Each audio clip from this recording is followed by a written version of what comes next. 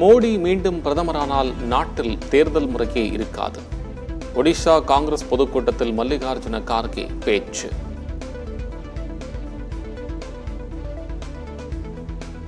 பாஜகவுக்கு வாக்களிக்காவிட்டால் சிபிஐ வீட்டிற்கு அனுப்புவோம் என மக்களை தொலைபேசியில் மிரட்டுகிறது பாஜக. மேற்கு வங்க முதலமைச்சர் மம்தா பானர்ஜி பரபரப்பு பகீர் குற்றச்சாட்டு. சிமி அமைப்புக்கு விதிக்கப்பட்ட தடை மேலும் 5 ஆண்டுகளுக்கு நீட்டிப்பு. மத்திய உள்துறை அமைச்சகம் உத்தரவு. நாடாளுமன்ற தேர்தலில் எடப்பாடி பழனிசாமி தலைமையிலான அதிமுக படுதோல்வி அடையும். எம்ஜிஆர் வகுத்த விதியை மாற்றிவிட்டதாக முன்னாள் முதலமைச்சர் ஓ பன்னீர்செல்வம் குற்றச்சாட்டு. திருத்தணி அருகே எடப்பாடி பழனிசாமியை வரவேற்க அதிமுகவினர் கொண்டு சென்ற பேனர். ஆட்டோவில் பேனரை ஏற்றிச் செல்லும் போது பைக்கில் சென்ற பெண் மீது விழுந்து காயம். வெள்ள பாதிப்புக்கு தமிழக அரசு அறிவித்த 6000 ரூபாய் நிவாரணத் தொகை வழங்கவில்லை என்ற குற்றச்சாட்டு. தூத்துக்குடி மாவட்ட ஆட்சியர் அலுவலகத்தை முற்றுகையிட்டு மக்கள் ஆர்ப்பாட்டம்.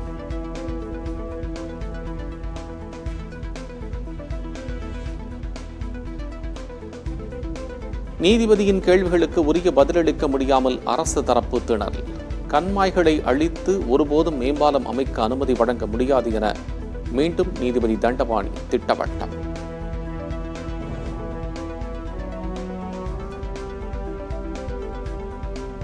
இடி விசாரணையை தள்ளி வைக்க கோரிய செந்தில் பாலாஜி மனுவுக்கு அமலாக்கத்துறை பதில் மனு. செந்தில் பாலாஜி மனுவை தள்ளுபடி செய்ய வேண்டும் என அமலாக்கத்துறை வாதம். செந்தில் பாலாஜியின் நீதிமன்ற காவல் வரும் 31ஆம் தேதி வரை நீட்டிப்பு. ஜாமீன் கோரிய மனுவை 31ஆம் தேதிக்கு ஒத்திவைத்தது சென்னை முதன்மை அமர்வு நீதிமன்றம். சென்னை உள்ளிட்ட நகர்ப்புற பகுதிகளில் சாலை பணி டெண்டரை பிப்ரவரி 15ஆம் தேதிக்குள் வெளியிட நகராட்சி நிர்வாகத்துறை உத்தரவு. சென்னை மாநகராட்சியில் 250 கோடி ரூபாய், நகராட்சி துறையில் 228 கோடி ரூபாய் அளவுக்கு பணிகளை மேற்கொள்ளவும் அனுமதி. புதுச்சேரி யூனியன் பிரதேசத்தின் தலைமைச் செயலாளராக சரத் சௌஹான் நியமனம். தலைமைச் செயலாளராக இருந்த ராஜீவ் வர்மா சண்டிகருக்கு பணியிட மாற்றம்.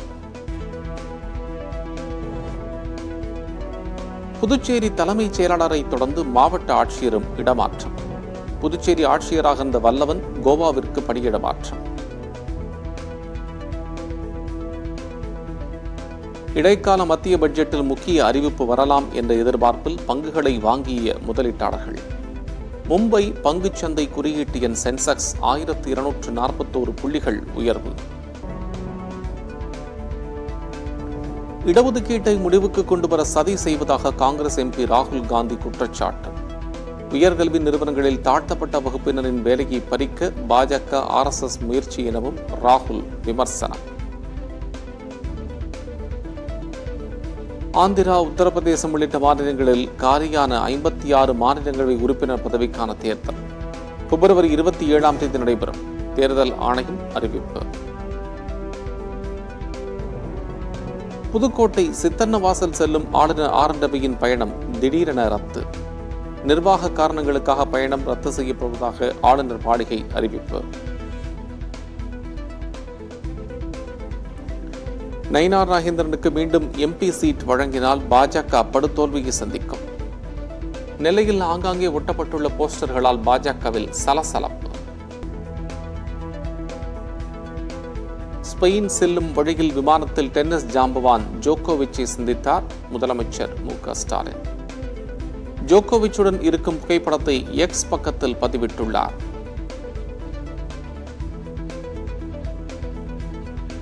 சங்கி என்பது கெட்ட வார்த்தை இல்லை. பட விழாவில் மகள் ஐஸ்வர்யா கூறிய கருத்துக்கு ரஜினிகாந்த் விளக்கம்.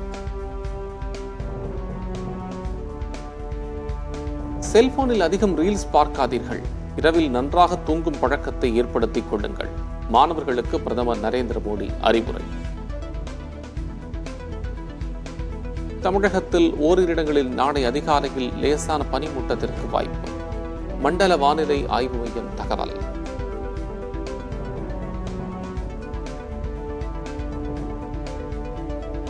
இங்கிலாந்துக்கு எதிரான இரண்டாவது டெஸ்ட் போட்டியில் ஜடேஜா விலக உள்ளதாக தகவல். தொடையில் ஏற்பட்ட காயம் காரணமாக மருத்துவர்கள் ஓய்வெடுக்க அறிவுரை. ஜடேஜாவை போல ராகுலும் விலகல். இருவருக்கு பதிலாக சர்ஃபராஸ் கான், சௌரப் குமார் மற்றும் வாஷிங்டன் சுந்தர் அணியில் சேர்ப்பு. இந்திய கிரிக்கெட் வாரியம் தகவல். மதுரையில் கண்மாய்களை அழித்து மேம்பாலம் கட்ட விதித்த தடை சரியே?